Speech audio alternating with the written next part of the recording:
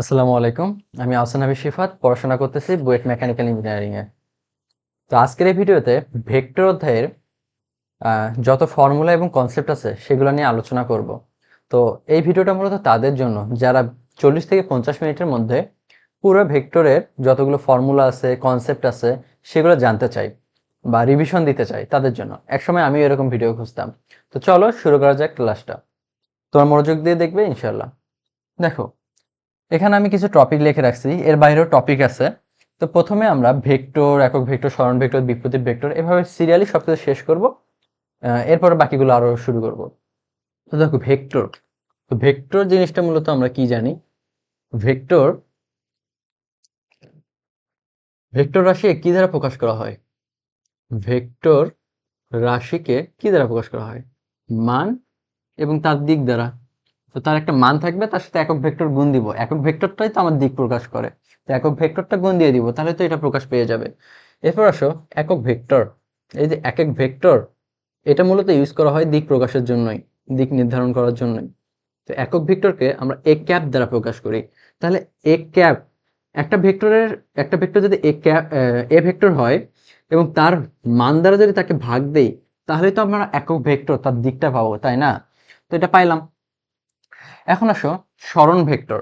তো এটাই মূলত মোস্ট ইম্পর্টেন্ট জিনিস, যেটা মাথায় রাখতে হবে। অনেক স্টুডেন্ট আমরা এটা ভুল করি। সরণ ভেক্টর, তো সরণ ভেক্টরটাই মূলত মাথায় রাখার জন্য। অনেকে আমরা ইনিশিয়াল মাইনাস ফাইনাল বা কি করব বুঝতে পারি না। তো সরণ ভেক্টর ধরো এ বি একটা ভেক্টর, তো অলওয়েজ কি আমরা মাথায় রাখবো কি? Final minus initial. ঠিক আছে, বুঝতে পারছি? তো ফাইনাল অবস্থান থেকে ইনিশিয়াল অবস্থানটা অলওয়েজ আমরা বিয়োগ করার চেষ্টা করব। তো এখানে ফাইনাল অবস্থান কি? এ ভেক্টর থেকে বি ভেক্টরে গেছে। ধরো এইটা একটা পয়েন্ট, এ পয়েন্ট, সেখান থেকে বি পয়েন্টে গেছে। তো আমি এ বি ভেক্টরটা তো বাহির করতে চাচ্ছি। তো এ পয়েন্ট থেকে বি পয়েন্টে গেছে, তাহলে এ ফাইনাল অবস্থান কি? বি। তাহলে বি এর অবস্থান ভেক্টর, অবস্থান ভেক্টর মাইনাস কি? ইনিশিয়ালকে এ ভেক্টর না, তাহলে এ ভেক্টরের অবস্থান ভেক্টর। ঠিক আছে, তো এইভাবে আর কি বাহির করব। তো এটা মূলত ধরো এ বিন্দুর স্থানাঙ্ক তিনটা দেওয়া আছে, একটা দুইটা তিনটা স্থানাঙ্ক দেওয়া আছে, এটারও স্থানাঙ্ক দেওয়া আছে। তখন কি করব? ফাইনালের স্থানাঙ্ক থেকে ইনিশিয়াল স্থানাঙ্ক বিয়োগ দিয়ে দিব এবং যে অক্ষের স্থানাঙ্ক তার সাথে সেই অক্ষের একক ভেক্টর দিয়ে দিব। ঠিক আছে, এখন আসো সরণ ভেক্টর গেল। বিপ্রতীপ ভেক্টর, ভেক্টর তো অনেক প্রকারভেদ আছে, তার মধ্যে আমি এখানে বিপ্রতীপ ভেক্টরটা নিয়ে আলোচনা করতে চাচ্ছি। কারণ বেশিরভাগ স্টুডেন্ট এই বিপ্রতীক ভেক্টরটাকেই আর কি ভুল করে ফেলে, বিপ্রতীপ ভেক্টরটাকে ভালোভাবে বুঝতে পারে না। তো বিপ্রতীপ ভেক্টর হলো এমন একটা ভেক্টর যে ভেক্টরের দিক সেম থাকবে কিন্তু মানটা হবে আগের মানের গুণাত্মক বিপরীত। ঠিক আছে, তো বিপ্রতীপ ভেক্টর, বিপ্রতীপ ভেক্টর, তো বিপ্রতীপ ভেক্টরটা আমি কি বললাম? ধরো একটা ভেক্টর, তার মান এ এবং তার একক ভেক্টর হলো এ ক্যাপ। তাহলে আমরা একটা ভেক্টর রাশি প্রকাশ করে ফেললাম। এখন আসো, আমি চাচ্ছি বি আর একটা ভেক্টর, যে ভেক্টরটার মান হবে আগের ভেক্টরের গুণাত্মক বিপরীত। তো আগের ভেক্টরটা ছিল মান হলো এ, তাহলে ওর গুণাত্মক বিপরীত হলো 1/a। আর দিক সেম থাকবে, এটাও আমাদের শর্ত ছিল বিপ্রতীপ ভেক্টরের। তাহলে এরকম যদি হয়, তখন আমরা কি বলবো? এ ভেক্টর ও বি ভেক্টর পরস্পর বিপ্রতীপ ভেক্টর। ঠিক আছে, তো যেহেতু এদের দিক মানে একক ভেক্টরটা সেম, মানে দিক সেম, তার মানে কি এ এবং বি এর মধ্যবর্তী কোণটা কি হবে বলতো? 0 ডিগ্রি হবে না? 0 ডিগ্রি হবে তো। ঠিক আছে, তো বিপ্রতীপ ভেক্টরের এটা কিন্তু আর কি ধরো বহুপদীতে চলে আসবে। তিনটা অপশনের মধ্যে তিনটা দিয়ে আর কি বলবে যে কোনটা কোনটা ঠিক, এরকম। তো আরগুলা মূলত সবগুলো স্বাভাবিকই, এটা একটু আর কি আমরা ভুল করি। এরপর আসো আমরা শিখব অবস্থান ভেক্টর। তো দেখো, অবস্থান ভেক্টর, তো অবস্থান ভেক্টরের জন্য আমরা যে ত্রিমাত্রিক স্থানাঙ্ক ব্যবস্থা যে শিখি, এটা হলো আমার, ধরো এক্স অক্ষ, এটা জেড অক্ষ, আর এদিক বরাবর ওয়াই অক্ষ আছে। তো এটা 3D, এটা কি 3D ত্রিমাত্রিক স্থানাঙ্ক ব্যবস্থা। তো এখন আমি চিন্তা করতে চাচ্ছি যে একটা বিন্দু আছে এখানে, সেটা পি। তো এই বিন্দুর স্থানাঙ্ক কি হবে x1 y1 এবং কি z1, তাই না? তো আমি চাচ্ছি এটা কি মূল বিন্দু হবে, আরেকটা বিন্দু হলো কিউ বিন্দু। তো এই বিন্দুর স্থানাঙ্ক কি হবে x2 y2 এবং কি z2। তো পি আমি ও কিউ এটা একটা চাচ্ছি। তো পি বিন্দুর অবস্থান ভেক্টরটা কি হবে ফাইনাল মাইনাস ইনিশিয়াল। পি বিন্দুর অবস্থান ভেক্টর কি দ্বারা প্রকাশ করতে পারি বলতো? পি বিন্দুর অবস্থান ভেক্টর মূল বিন্দু থেকে পি বিন্দুতে গেছে বিন্দুটা, তাহলে ওপি না। তো ফাইনাল ফাইনাল কে পি বিন্দু, পি বিন্দুর স্থানাঙ্ক মাইনাস ও বিন্দুর স্থানাঙ্ক। তো মূল বিন্দুর স্থানাঙ্ক তো 0 0, সেটা বিয়োগ করলে কি আমাদের কোনো কিছু হবে? হবে না তো। তাহলে আমরা ডিরেক্টলি কি লিখতে পারবো x1 i cap plus y1 j cap plus z1 k cap, তাই না? এটা তাহলে সেম ভাবে আমরা যদি মূল বিন্দু থেকে এই কিউ বিন্দুর অবস্থান ভেক্টর বাহির করতে চাই, তাহলে সেটা কি হবে কিউ বিন্দুর অবস্থান ভেক্টর। কিউ বিন্দুর অবস্থান ভেক্টর কি হবে ও কিউ হবে না? তো ফাইনাল কি কিউ মাইনাস কি ইনিশিয়াল। তো কিউ মাইনাস ইনিশিয়াল করলে তো আবার তো জাস্ট এই স্থানাঙ্কগুলোই থাকবে। তাহলে কি হবে বলতো x2 i cap plus y2 j cap plus z2 k cap, এটাই হবে। ঠিক আছে, এখন আসো আমরা চাচ্ছি, আমরা কি চাচ্ছি এই পি কিউ, পি কিউ কে বাহির করতে চাচ্ছি। তো পি থেকে কিউ এর দিয়ে গেছে, তাহলে ভেক্টরটা কি হবে P Q vector. Final final স্টেজটা কি কিউ বিন্দু, কিউ বিন্দুর অবস্থান ভেক্টর মাইনাস কি পি বিন্দুর অবস্থান ভেক্টর। তো কিউ বিন্দুর অবস্থান ভেক্টরটা কি হবে বলতো ও কিউ, আর পি বিন্দুর অবস্থান ভেক্টরটা কি হবে ও পি ভেক্টর। তো এটা যদি বিয়োগ করে দেই আই ক্যাপ শুধু এদেরটাই বিয়োগ হবে, জে ক্যাপ শুধু এদেরটাই বিয়োগ হবে, জে কে ক্যাপ শুধু এদেরটাই বিয়োগ হবে। তাহলে শেষ পর্যন্ত পিকিউ ভেক্টরটা আমি কি পাচ্ছি ফাইনালের যে স্থানাঙ্কগুলো ছিল সেটা থেকে ইনিশিয়ালের স্থানাঙ্কগুলো বিয়োগ হবে। তাহলে কি হচ্ছে x2 minus x1 I cap plus y2 minus y1 J cap plus z2 minus z1 K cap. ঠিক আছে না? এখন আসো আমরা ভেক্টর যে অবস্থান ভেক্টর পড়তেছি, তো একটা ভেক্টরকে আমরা কি দ্বারা প্রকাশ করতে পারি? ধরো এ ভেক্টর, এটাকে আমরা কি দ্বারা প্রকাশ করতে পারবো বলো? A X I cap plus A Y J cap plus A Z K cap. তোমাকে যদি বলি এ এক্স এর পরিচয় কি, এ জেড এর পরিচয় কি, এ ওয়াই এর পরিচয় কি, কি হবে? এ এক্স এর পরিচয় কি এক্স অক্ষ বরাবর কতটুকু আর কি উপাংশের মান সেইটা, এ ওয়াই কি ওয়াই অক্ষ বরাবর যতটুকু উপাংশ সেটার মান, এ জেড কি জেড অক্ষ বরাবর যতটুকু উপাংশ সেটার মান, তাই না? তার সাথে তো তার একক ভেক্টর দিয়ে আমরা এটাকে প্রকাশ করতে পারতেছি। তো আসো এটা পাইলাম। এখন যদি তোমাকে বলি এই ভেক্টরটার মান বাহির করো, তাহলে এই ভেক্টরটার মান কিভাবে বাহির করবো বলো? মডুলাস দিয়ে দিলে তো মান বাহির হবে। তো মডুলাস দিলে কি হবে বলো তো? এটা হবে না A X square plus A Y square plus A Z square, এটাই তো। তাহলে কোনো ভেক্টরের মান বাহির করতে চাইলে সেটা যদি আই ক্যাপ জে ক্যাপ এবং কে ক্যাপ এনিথিং এলস থাকে, তাহলে সেটা কি যদি 90 ডিগ্রি, মানে দেখো তো এক্স অক্ষের সাথে জেড অক্ষ 90 ডিগ্রি, জেড অক্ষের সাথে ওয়াই অক্ষ 90 ডিগ্রি, ওয়াই অক্ষের সাথে এক্স অক্ষ 90 ডিগ্রি কোণ উৎপন্ন করতেছে, শুধুমাত্র তখনই কিন্তু এরকম ভাবে ইউজ করতে পারবো। আর যদি দুটো ভেক্টরের মধ্যবর্তী কোণ যদি কোনো কোণ দেওয়া থাকে তখন তো সামান্তরিকের আমরা সূত্র ইউজ করব, তাই না? তো এখন আসো এটা আমরা শিখলাম যখন আর কি আই ক্যাপ জে ক্যাপ থাকবে ডিরেক্টলি, কারণ আই ক্যাপ জে ক্যাপ মানে তো 90 ডিগ্রি, ডিরেক্টলি এইটা। তাহলে আমি যদি তোমাকে বলি পি কিউ ভেক্টরের মান বাহির করো, তো পি কিউ কে মডুলাস দিব, এটাই তো। মডুলাস দেওয়ার পর কি I cap J cap K cap এর সাথে যারা থাকবে সেগুলো তো স্কোয়ার করে রুট করে দেবো। তাহলে root over x2 minus x1 whole square plus y2 minus y1 whole square plus z2 minus z1 whole square. তো এটা আমরা মান পাইলাম। ঠিক আছে, তো এভাবে আর কি মাথায় রাখবো। এখন আসো আমরা কি কি বললাম, আমরা অবস্থান ভেক্টর পর্যন্ত পড়লাম। এরপর আমরা এই দুটো কিন্তু ইম্পর্টেন্ট এমসিকিউ এর জন্য, এই দুটার কনসেপ্ট। এখন এই দুটার কনসেপ্ট পড়বো, তার আগে এটা পুরোটা মিশাই নেই। ঠিক আছে, তো এখন পড়বো হলো অক্ষের সাপেক্ষে কোণ। তো অক্ষের সাপেক্ষে বাইর করলে একভাবে বাইর করব, কিন্তু তার আগে আমরা যে ছবি আঁকবো, যদি তোমরা কেউ যদি মুখস্থ না রাখতে চাও বা মনে রাখতে না চাও, ব্রেনে যদি প্রেশার না দিতে চাও, তাহলে ছবি এঁকে তোমরা মাথায় রাখবা। আমি আর কি ছবি আঁকেই মাথায় রাখি। তো আসো ছবিটা আঁকি।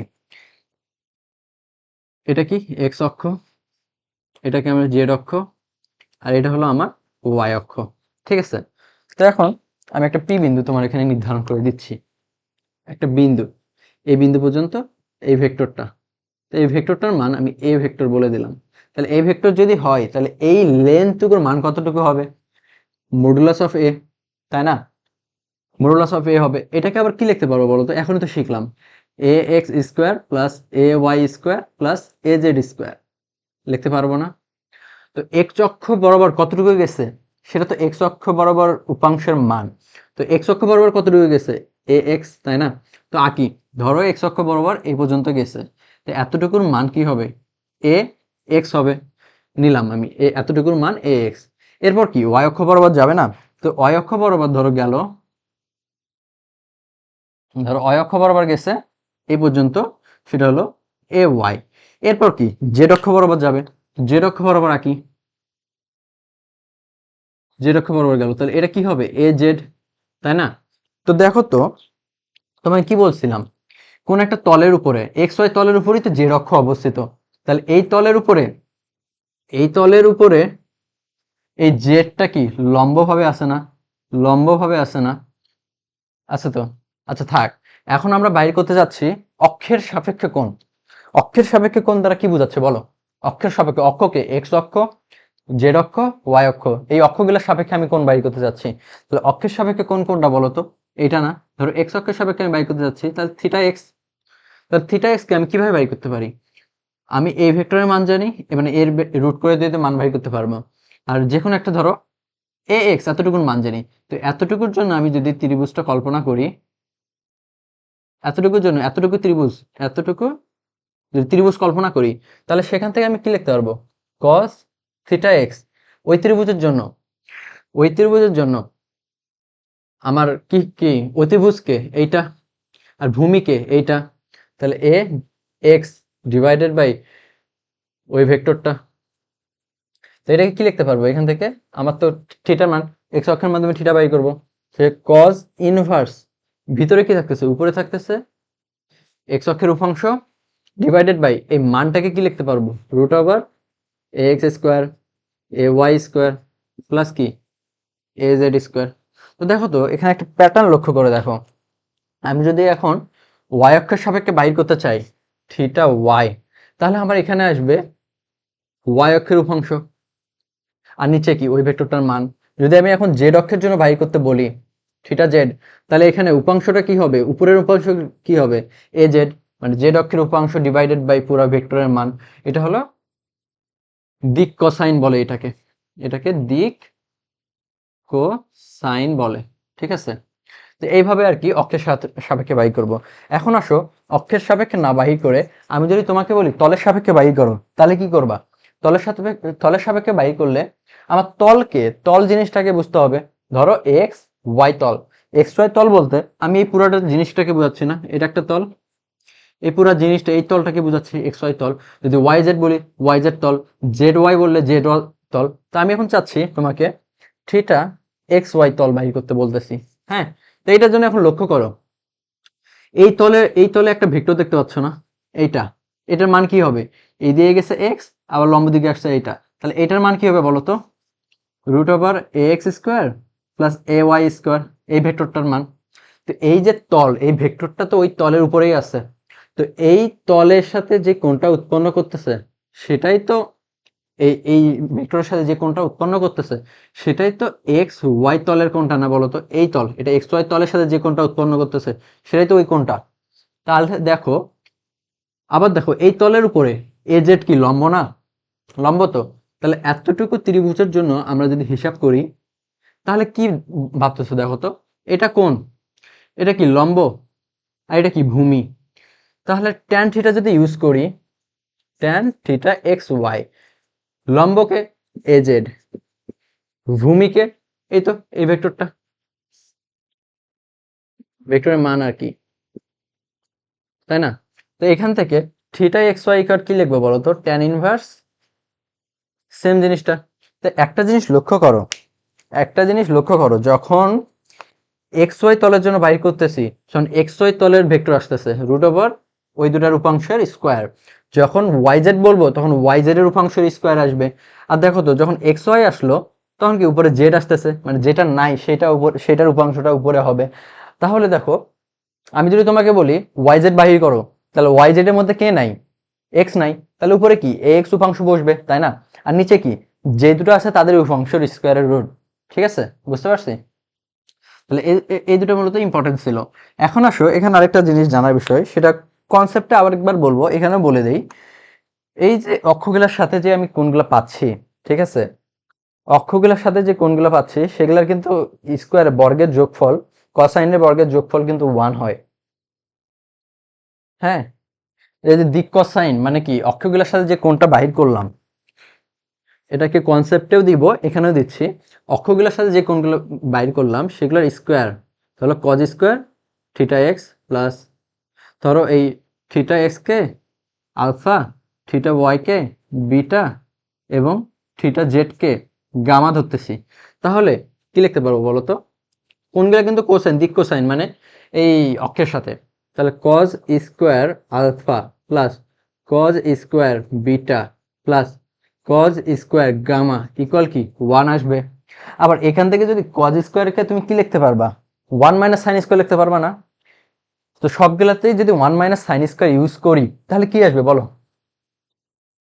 তাহলে এদিকে কি তিনটার জন্য তিনটা 1 আসবে, তাহলে 3 মাইনাস সবগুলোর জন্য সাইন আসতেছে, তাহলে sine square alpha plus sine square beta plus sine square gamma, এদিকে কি 1 থাকতেছে। তো এই মাইনাস সহ ওইদিকে পার করে দিলাম আর 1 কে এদিকে পার করে দিলাম। তাহলে সাইন স্কোয়ার আলফা প্লাস মানে পুরোটার মান কি আসতেছে বলো তো? 3 মাইনাস 1 2 আসতেছে না? তো এই দুটো জিনিস মাথায় রাখবো এমসিকিউ এর জন্য, ঠিক আছে? এরপর আসো, এগুলো তো এগুলো আরেকবার আমি কনসেপ্টের জায়গায় বলবো। এখন আসো আমরা ত্রিভুজ সূত্র, সামান্তরিক সূত্র, বহুভুজ সূত্র এগুলো পড়বো। কত মিনিট হইলো?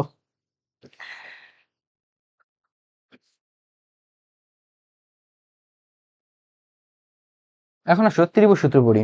তো ত্রিভুজ সূত্রের যে বিবরণটা সেটা আমরা পরে বলবো। তো ত্রিভুজ সূত্রে ধরো একটা বাহু, এদিকে আরেকটা বাহু। তো একই ক্রমে দুটো বাহুর যদি দিককে আমরা সূচিত করি তাহলে অপর বাহুটা হবে বিপরীত ক্রমে লব্ধি ভেক্টর, মানে বিপরীত ক্রমে বলতে বোঝাইছে যে বিপরীত দিকে থাকবে। ঠিক আছে, তাহলে এটা যদি আমার এ ভেক্টর হয়, এটা আমার বি ভেক্টর হয়, এটা যদি সি ভেক্টর হয়, তাহলে আমাদের লব্ধি কোনটা? এইটা। এই ভেক্টর এইদিকে যাচ্ছে, এই ভেক্টর এইদিকে যাচ্ছে, তাহলে বিপরীত ক্রমে এই ভেক্টর আসতেছে, তাহলে লব্ধি হবে এটা। তাহলে সি ভেক্টর ইকুয়াল কি হবে? A vector plus B vector. এটা হলো ত্রিভুজ সূত্র বলতেছে। এখন দেখো তোমাকে আমি আরেকটা জিনিস বলতে চাই। ধরে নাও এটা একটা কনসেপ্ট, এটা ধরো একটা ত্রিভুজ, ঠিক আছে? এটা হলো এ ভি সি। তো এই বাহুটাকে কি কি ভেক্টর বলতে পারবো? Final minus initial. ধরো আমি এই দিক বরাবর নিয়ে যাচ্ছি, এই বাহু বরাবর, তাহলে কি বি সি ভেক্টর, এটা এইদিকে আর এটা এটা ধরো বিপরীতে। তাহলে এখান থেকে যদি আমি ত্রিভুজ সূত্র ইউজ করি তাহলে A BC vector plus C A vector, অথবা যদি আচ্ছা যেভাবে এভাবে শুরু করছি এভাবে লিখি, সি এ ভেক্টর গেল, বিপরীত ক্রমে আসতেছে বি এ ভেক্টর, তাহলে ইকুয়াল কি বি এ ভেক্টর হবে, তাই না? এখন আসো এই জিনিসটাকে কি পুরোটা এইদিকে আনতে পারি না? পারি তো। তাহলে বা BC vector plus C A vector minus B A vector লিখতে পারি কিনা ইকুয়াল 0। এখন দেখো এই বি এ ভেক্টরটা, ধরো একটা ভেক্টর এইদিকে, এটা A V, A B vector. আচ্ছা ধরো এটা এ ভেক্টর, হ্যাঁ এ ভেক্টর। আমি যদি এটা দিকটা উল্টা করে দেই তাহলে কি মাইনাস এ ভেক্টর হয়ে যাবে না? আর যদি তোমাকে বিন্দু বলি, ধরো এটা এ, এটা ধরো বি, তাহলে এটা কি হবে বলো তো? এ বি ভেক্টর। আর এটা মাইনাস এ বি ভেক্টর। তো মাইনাস না লিখে আমি যদি আবার বলি, এটাই বলতে পারবো না বি থেকে এ ভেক্টর। এখন তো ফাইনাল কে এ বিন্দু, তাহলে এই জিনিসটাকে আমি এটা লিখতে পারবো, তাহলে এটাই কি লিখতে পারবো? প্লাস এ বি ভেক্টর। তাহলে সাজাই লিখলে কি হচ্ছে বলো তো? সাজাই লিখলে সাজাই লিখলে কি হচ্ছে? A B vector plus BC vector plus C A vector equal কি 0। তার মানে মিনিং বোঝো, একটা ত্রিভুজের প্রত্যেকটা ভেক্টর যদি একই দিকে হয় তিনটাই, তাহলে তাদের লব্ধি হলো 0। ঠিক আছে, এটা হলো আরেকটা বিষয়। এখন আসো সামান্তরিক সূত্র শুরু করার আগে বহুভুজ সূত্রটা নিয়ে আমরা আলোচনা করতে চাই। কারণ কি, বহুভুজ সূত্রটা এই ত্রিভুজ সূত্রেরই অনেকগুলো সমন্বয় তৈরি হয়। তো সেটা দেখি।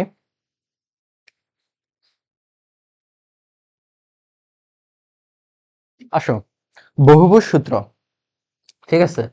তো বহুভুজ সূত্রটা মূলত এরকম যে, এই ধরো একটা ভেক্টর, এদিকে আরেকটা ভেক্টর গেছে, এদিকে একটা ভেক্টর গেছে, এইদিকে একটা ভেক্টর গেছে।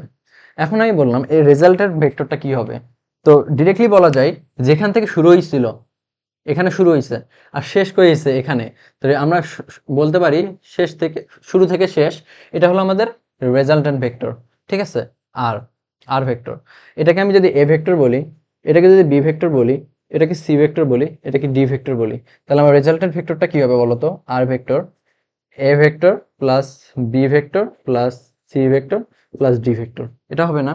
কারণ এটাকে যাচ্ছে আমরা ত্রিভুজ সূত্র দিয়ে ফিল করার। তো ধরো এদিক বরাবর তুমি একটা ভেক্টর কল্পনা করতেছো, ঠিক আছে। তো এই রেজাল্টেন্ট ভেক্টরটা কি হবে? এ এ দিয়ে গেল, বি এ দিয়ে গেল, তাহলে এ বি এর রেজাল্টেন্ট ভেক্টরটা এটা কি হবে বলতো? A vector plus B vector হবে না, ত্রিভুজ সূত্র অনুযায়ী? আবার যদি এখান থেকে আমি যদি আরেকটা ভেক্টর এখানে কল্পনা করি, তাহলে এই ভেক্টর যাচ্ছে এইদিকে, আবার এটাও এইদিকে যাচ্ছে একই ক্রমে, আর এটা কি বিপরীত ক্রমে না? তাহলে এটাকে কি লিখতে পারবো? A vector plus B vector plus C vector. Same ভাবে এ দিয়ে গেল এ, এ দিয়ে গেল ডি, তাহলে রেজাল্টেন্ট ভেক্টরটা কি? এই দুটার যোগফল। তো সেটাই তো এইটা। বুঝতে পারছি বহুভুজ সূত্র কই থেকে হচ্ছে? তাহলে এইভাবে, তাহলে দেখো তো, একটা বহুভুজ, তো এটা কত ভুজ? এক ভুজ, দুই ভুজ, এক বাহু, দুই বাহু, তিন বাহু, চার বাহু, পাঁচ বাহু। তো পাঁচ বাহু যে পাঁচটা পঞ্চভুজ ক্রিয়েট করলো, তো পঞ্চভুজের লব্ধি কয়টা বাহুর জন্য ক্রিয়েট হচ্ছে? চারটা বাহুর জন্য না? তাহলে এন ভুজের জন্য এন মাইনাস ওয়ানটি বাহু লব্ধি ক্রিয়েট করে আর কি রেজাল্ট তৈরি করতেছে, ঠিক আছে। এখন আসো সামান্তরিকের সূত্রে যাই। তো সামান্তরিকের সূত্রটাই মূলত এই অধ্যায়ের মেইন যেটা বলা যায় সেটা।